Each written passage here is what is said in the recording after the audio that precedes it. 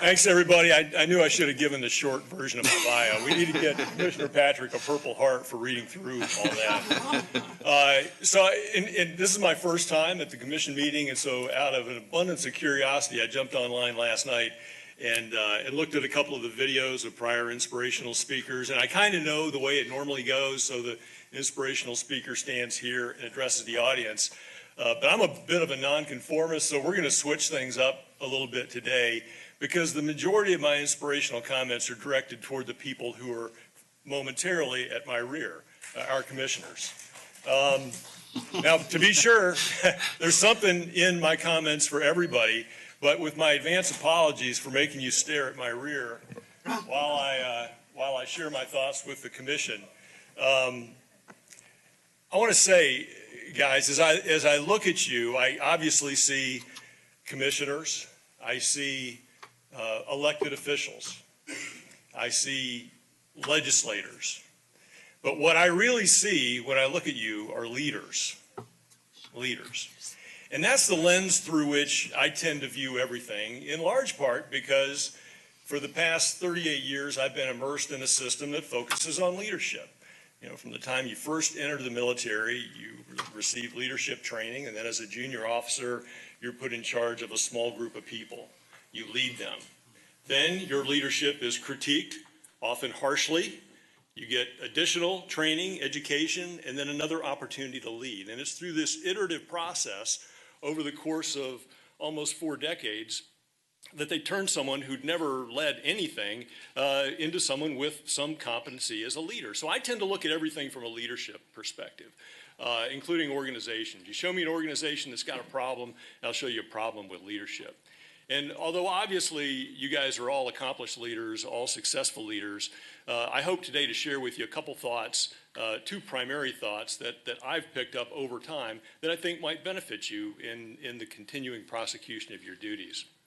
The first is a principle that really got its genesis, at least in my mind, 12 or 15 years ago when there was one of these leadership think tanks, and they said, we're going to get together a bunch of leaders and we're going to find out what it means to be a leader and what leaders do.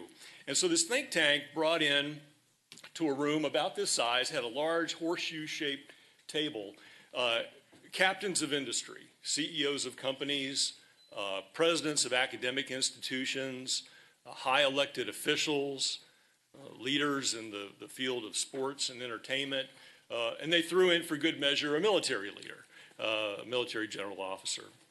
So the day began, at one side of the horseshoe, and they walked around the horseshoe, and these highly successful, highly accomplished leaders waxed philosophical about what it meant to be a leader and what they did as leaders and their keys to success as a leader. And as the day wore on, it got toward the end of the day, they got to the end of the horseshoe, and they arrived at the general officer. And it turns out that he was a Marine Corps general, and I know we have Marines in the audience. The name Krulak probably is a meaningful name to you. So he was Commandant of the Marine Corps at the time, the highest ranking Marine.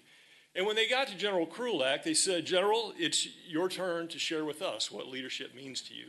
What are your, they were all on the edge of their seats because they're like, oh, this guy's different than the rest of us. What's he going to say? You get in the foxhole with your men, you eat last, you don't show fear in times of trauma or chaos. What's he going to say? And he leaned forward and he tapped the microphone and he blew into it, almost just to emphasize the fact that he had not said a word the entire day. He wanted to make sure the thing worked. And he said, and I'm going to make a small modification to what he said because he was a Marine, and you know how Marines talk. He said, leaders just fix stuff. And the stuff is my word, not his. And then he sat back, and that was it. Leaders just fix stuff. And if you think about it, he's right. He's right. By virtue of the fact that leaders hold the position that I hold, the positions that you hold, you have the unique ability to fix things that other people can't fix. In most of our organizations, most of those individual organizations are focused on the alligator that's closest to the canoe. But as leaders, we've got the ability to stand up, to have broader perspective, to identify things that need to be fixed. And for the first time in our lives, we've got the ability to actually fix those things. Think of all the years you spent, kind of muttering under your breath and spitting on the ground and saying, you know what? If I ever ran this place, if I was ever in charge, if I was ever a commissioner, these are the things I'd do. Well, here you are. Here you are. Focus with laser-like precision on the things that you can fix, preferably the things that only you individually and collectively can fix. Secondly, if I had to identify the single most important quality of leaders, it would be humility. Humility. So, you guys all, before you were commissioners, were hardworking, tax-paying, conscientious, participating citizens of DeKalb County. At some point, you got an idea in your head that things could be better or different. And eventually you began to share those ideas with those around you, maybe your family or your close friends. And you were affirmed when they said, hey, that's a really good idea. Your ideas developed, they got more fulsome. Maybe you began to share them with a broader audience. All of a sudden your friends were saying, that's a great idea. Those are great ideas. We need that in our community. Why don't you do something with it? And you said, no, not me. I'm not doing that. Over time, you felt a call to action. You prayerfully threw your hat into the ring to run for elected office. You were probably the first time many of you ran for elected office. It was nerve-wracking. You had a competition of ideas with other good, hardworking, loyal citizens of DeKalb County who might have seen things differently than you. There was an election. Either that night or the next morning, you waited, your palms were sweaty, you were nervous, what am I going to do? And then the elation of finding out you won the election. You came in here amidst the gratitude and the thanks and the congratulations of your friends. You took an oath. You walk in here every Tuesday morning, your name is on that thing outside the front of the building. That's pretty amazing. You come in, you sit at a majestic stage, your names are all there. It is easy, it would be easy to begin thinking that you're special. It'd be easy for me to think I'm special. I fly all over the place. My command is all over the country, and occasionally I have to fly in uniform. And the government is, as you'd expect and hope, a good steward of taxpayer money. And so usually when the government buys my ticket through their automated system, I'm in like seat 36E, the one right before the lavatory at the end of the plane, and that's cool.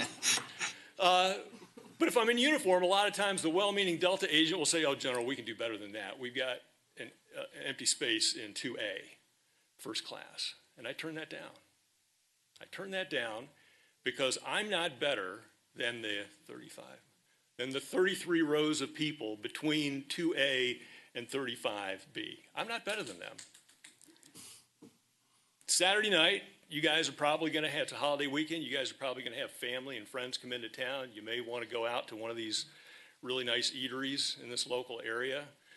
Maybe you forgot to make the reservation and you're going to walk in and the hostess is going to say, well, sorry, there's a 45-minute wait. But then the manager is going to see you and recognize you. And the manager is going to come over and whisper in the hostess's ear and come over to you and say, Commissioner, we can get you. We got a table over here. We can get you in. What are you going to do? What are you going to do? Are you going to accept that? What signal is that going to send to all those people who've been waiting in line, who you're no better than? Importantly, even more importantly, what's that going to do to you inside if you accept that? Because if you do accept that, that's the first step in eventually getting a friends and family discount on the new roof on your house.